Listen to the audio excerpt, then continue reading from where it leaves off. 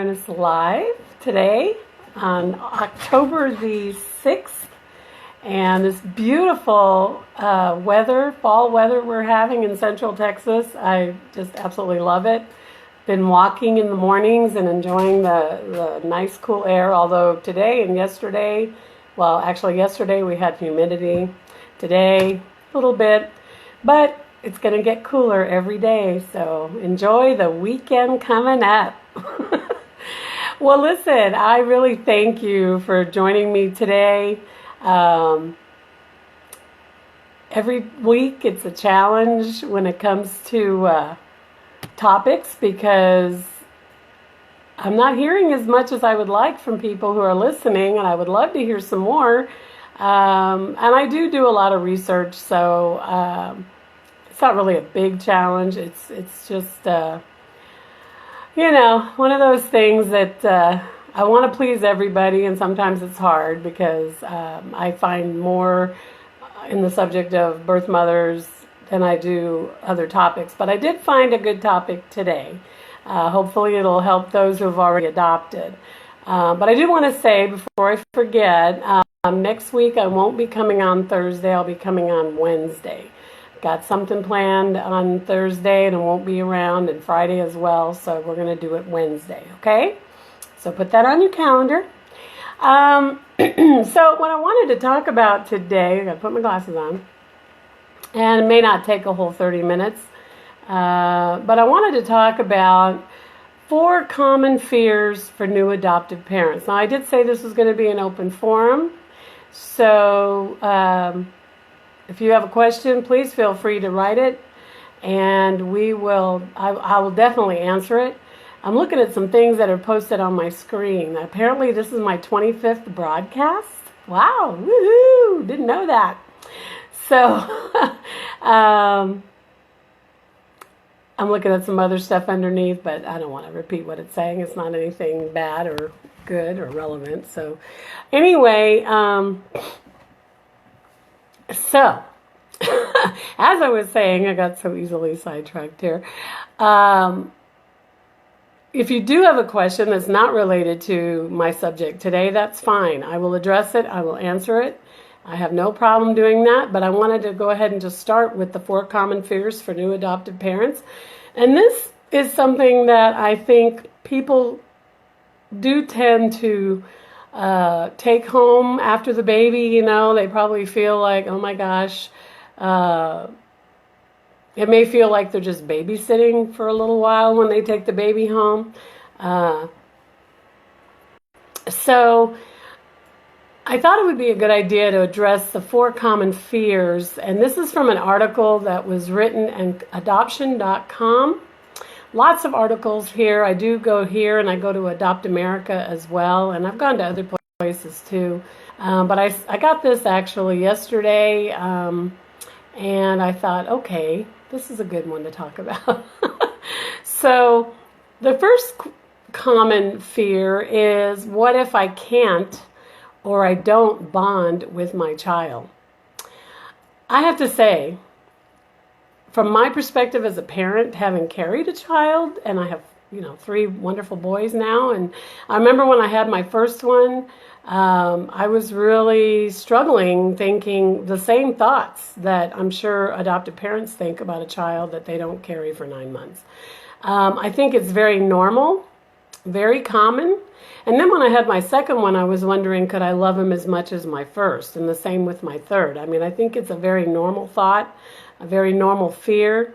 The reality is, you will bond with that child, and you will fall in love with that child.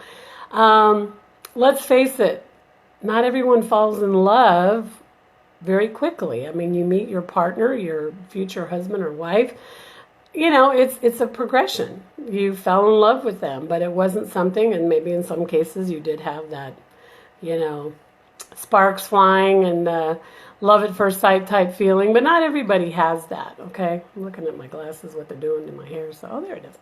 Never mind. Sorry. I just got a new cut. I confuse people every time they see me because my hair looks different every time. I apologize. Not trying to confuse you. But anyway, having said that, with your partner, you didn't fall in love right away. Maybe some of you did. But you're going to have the same thing with your baby. You may fall in love with that child right away, or you may not. I feel like I'm low today. I need to be sitting higher. I'm sorry. These things I prepare for before I come on. I don't know if that helps any better, but here I am. Anyway, so that's something to remember. You probably will struggle a little bit in feeling like, oh, what if I don't bond? What if I don't fall in love with them? But you will. Trust me, you will. Okay? Let's move on to the next question. What if the birth family has a change of heart? Well, that can happen. However, everything is different state to state, so I can't speak for the state that you're in. In Texas, birth mothers have a grace period a couple of days before they sign relinquishment papers. But once that child is placed in your home in Texas, of course we want to make sure there's no loopholes, that all legal portions have been done and taken care of. But once that child's in your home and birth mom has relinquished her parental rights as well as birth father, there should be no fear or concern regarding that issue, okay? I don't know. Depending on your state, you might want to look up what the laws are in your state as far as, termination rights and all of that, okay? Hope that helps a little bit. What if my child, this is number 3, what if my child hates me someday? Well, let me just tell you, as a parent of my 3 sons, it's not easy. I don't care if it's your biological child or your adoptive child. It's not easy. And when they become teenagers especially, it gets really sketchy. Let's just face it, okay? I'm going to read what the answer to this question is. The mere fact that they're adopted can add to a child's frustration because they didn't have a choice in their parents. Well, of course, neither do biological children. They don't have a choice either. But they didn't get to choose to stay with their birth parents or to be adopted. So having had no say in how they grew up can be hard for kids. When they're teenagers especially, because they go through the hormonal changes and, they want that independence and all these things that we all grapple with when we're teenagers, okay?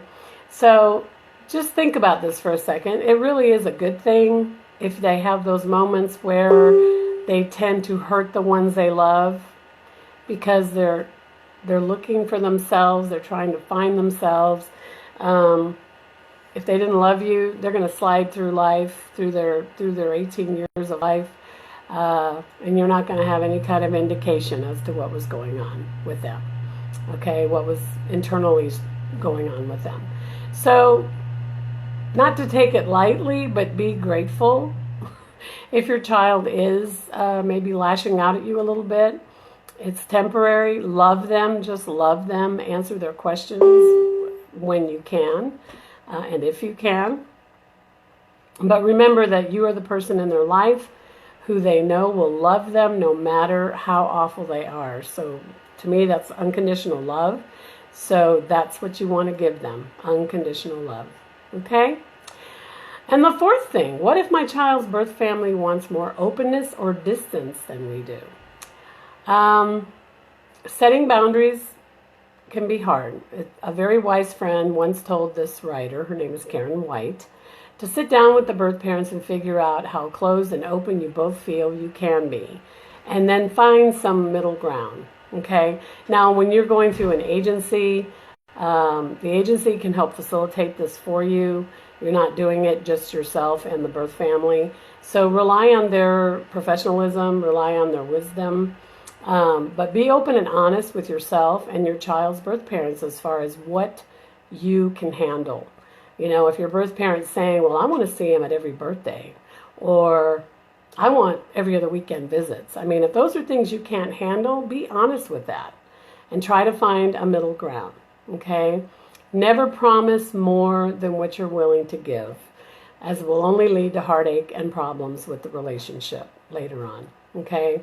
Openness requires a lot of communication and flexibility. So don't be afraid to say what you feel and discuss it openly. Don't be afraid that you're going to hurt the birth mother's feelings, because bottom line, if she fell in love with you as the couple that she wants to raise her child and to be their parents, be that child's parents, then she will meet with you somewhere in the middle. I promise you, she will.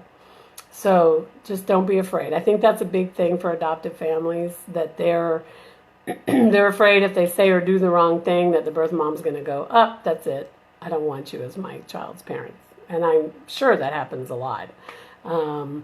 But if you have a good professional social worker helping you to facilitate conversation between yourself and the birth family, believe me, I think you're going to be okay. I really do.